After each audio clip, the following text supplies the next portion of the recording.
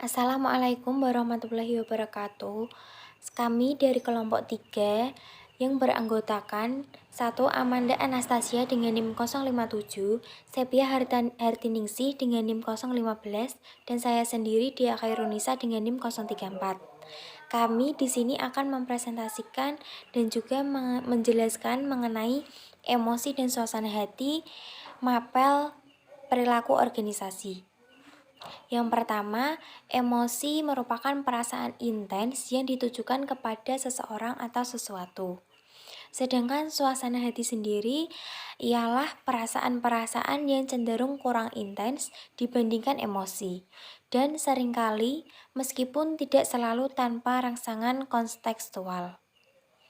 Emosional dalam pekerjaan merupakan situasi di mana seseorang karyawan mengekspresikan emosinya yang diinginkan organisasi dalam hubungan interpersonal di tempat kerja. Sedangkan disoniasi disonasi emosi merupakan konsistensi antara emosi yang dirasakan orang dan emosi yang mereka tampilkan.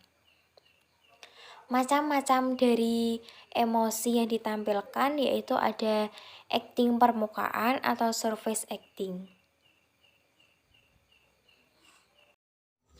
Saya Sepia Hartiningsih akan melanjutkan materi dari Dia Khairunisa, yaitu teori peristiwa afektif. Teori peristiwa afektif adalah model yang menyatakan bahwa peristiwa di tempat kerja memicu reaksi pada karyawan yang pada gilirannya mempengaruhi sikap dan perilaku. Maksudnya, ketika didapati emosi marah, takut, bahagia, emosi itu tidak serta-merta akan dialami tanpa sebab. Pasti sebelumnya akan ada yang memicu emosi yang dirasakan. Teori peristiwa afektif ini menyatakan bahwa episode emosional sebenarnya adalah serangkaian pengalaman emosional yang dipicu oleh suatu peristiwa tunggal yang mengandung unsur emosi dan sirkulasi suasana hati. Selanjutnya adalah kecerdasan emosional. Kecerdasan emosional adalah kemampuan seseorang untuk mendeteksi dan mengelola petunjuk dan informasi emosional. Singkatnya, kecerdasan emosional adalah kemampuan seseorang dalam memecahkan masalah.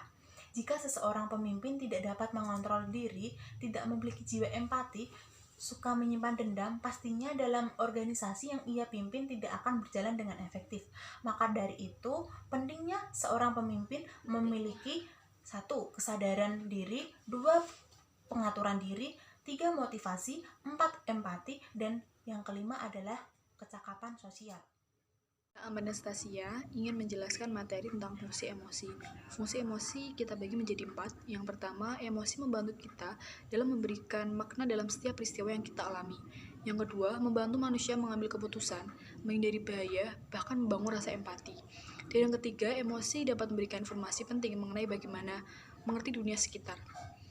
Yang keempat, dapat membantu menganalisis situasi sosial. Dan materi selanjutnya tentang fungsi perilaku organisasi terhadap emosi dan suasana hati. Dalam bagian ini menilai bagaimana sebuah pemahaman atas emosi dan suasana hati dapat meningkatkan kemampuan kita untuk menjelaskan dan meramalkan proses seleksi dalam organisasi, yaitu pengambilan keputusan, kreativitas, motivasi, kepemimpinan, negosiasi, pelayanan pelanggan, sikap kerja, dan perilaku penyimpang di tempat kerja.